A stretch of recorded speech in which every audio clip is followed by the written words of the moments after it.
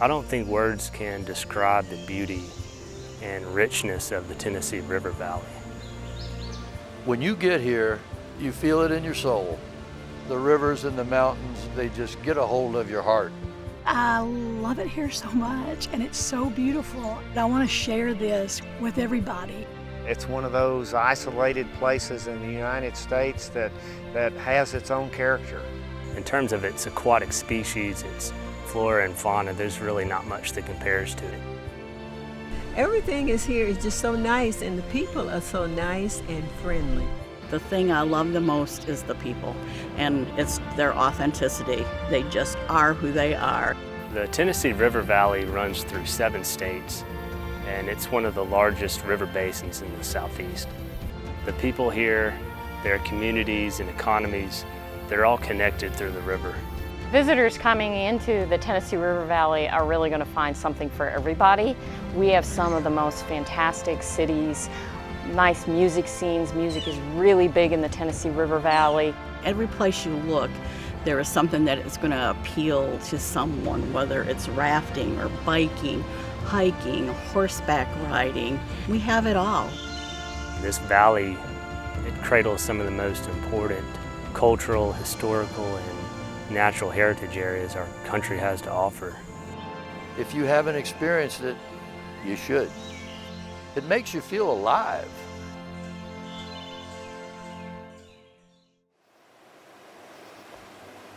People are calling from literally all over the world about this little area that we're in, which I refer to as a river mecca.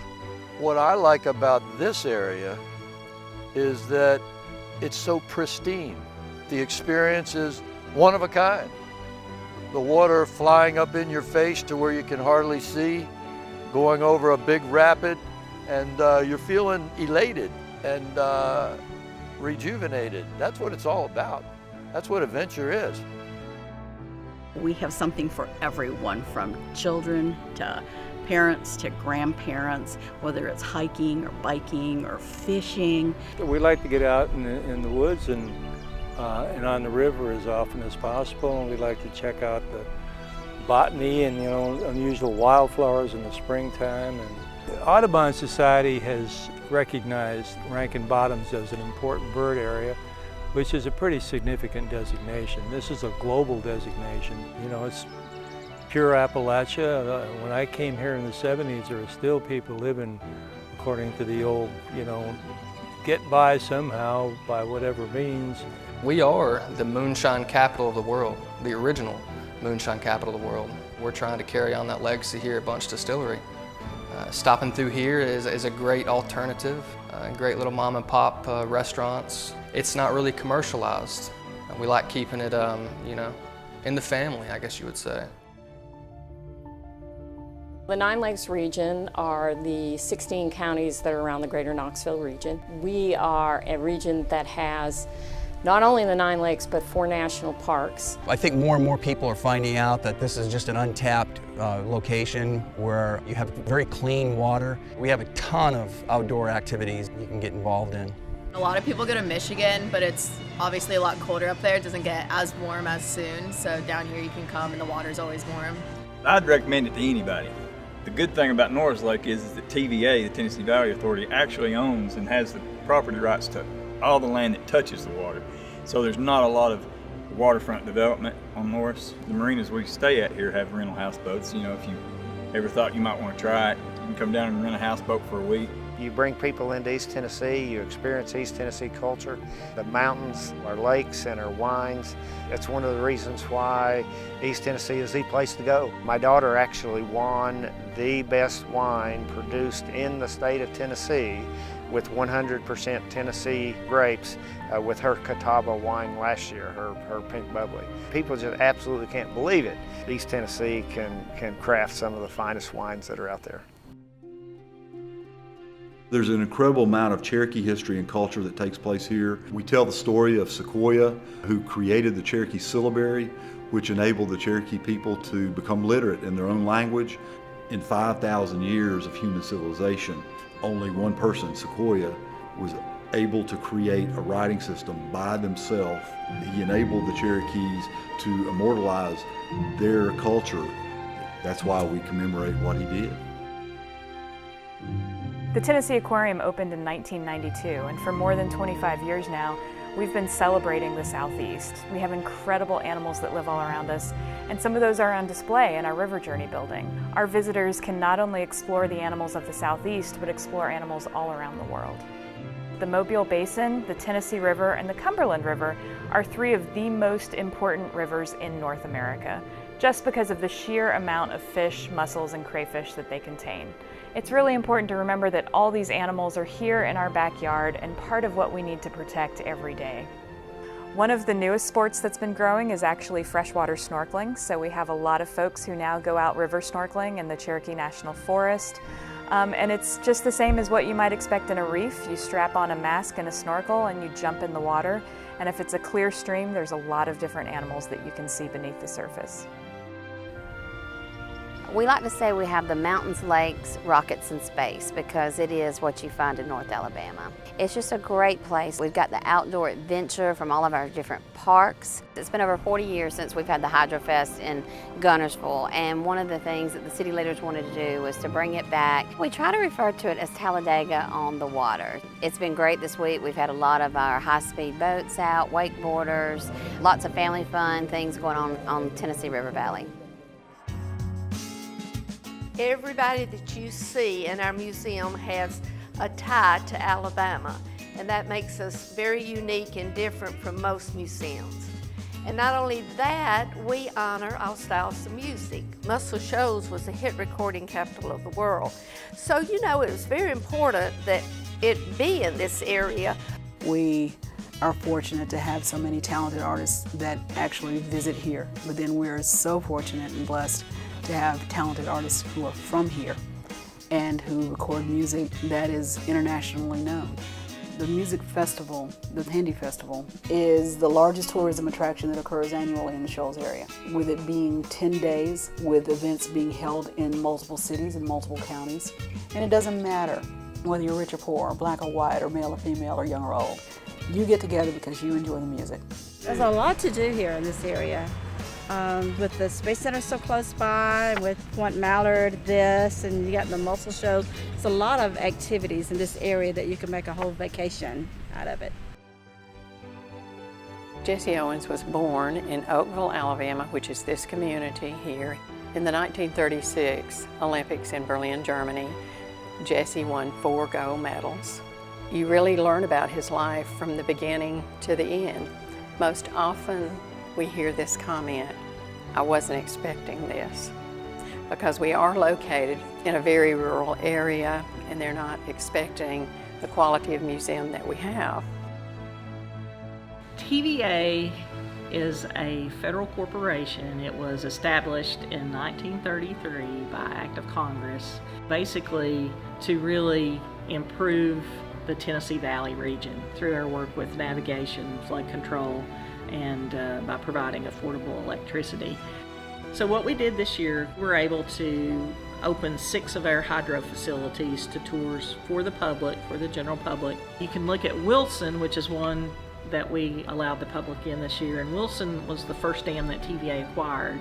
It was built by the War Department. In about 1917, the largest construction project in the world began here. People came all over the nation to come to work here. They had a cafeteria that would feed 10,000 people in an hour.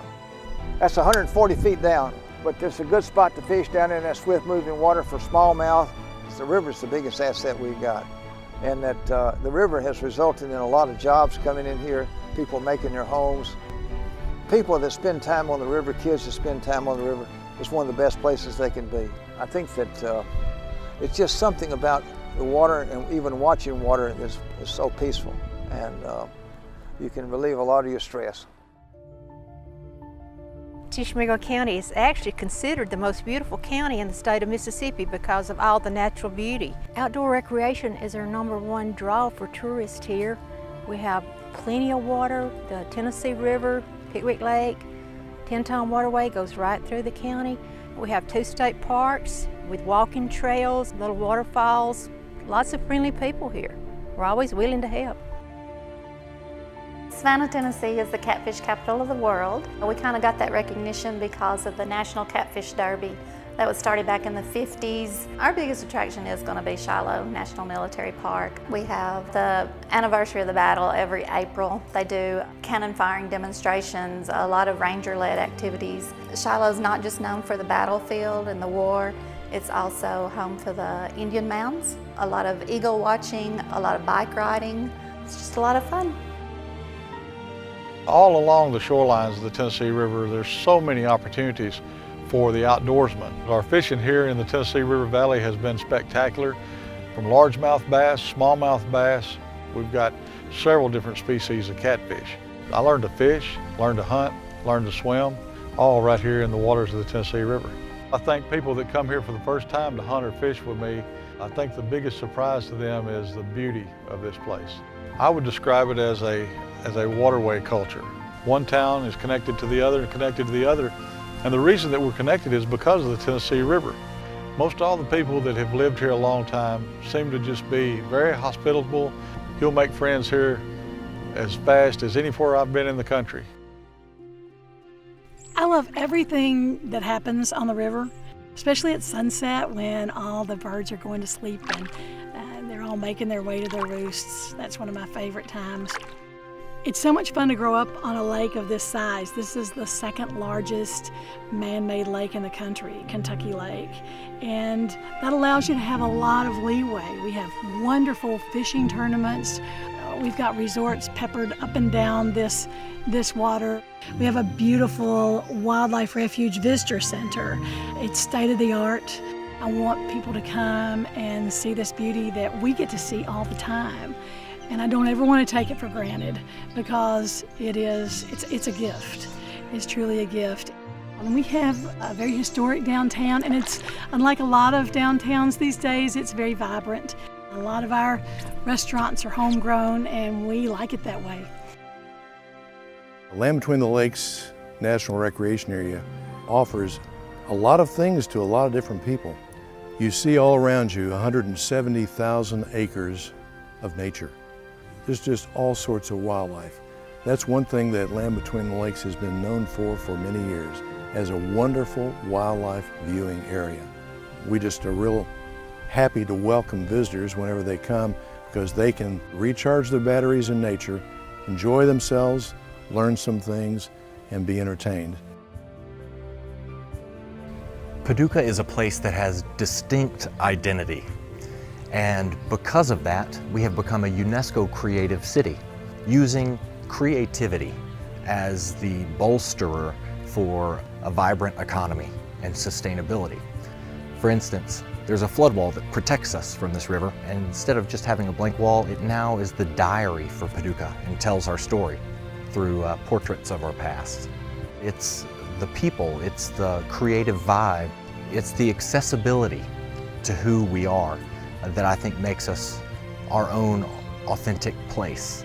Paducah is so nice.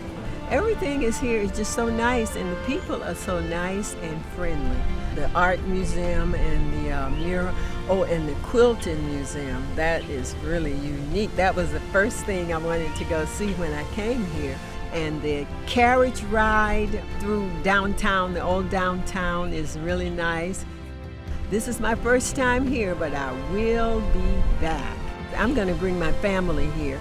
We like welcoming people to a part of the country that has an authentic, distinct culture.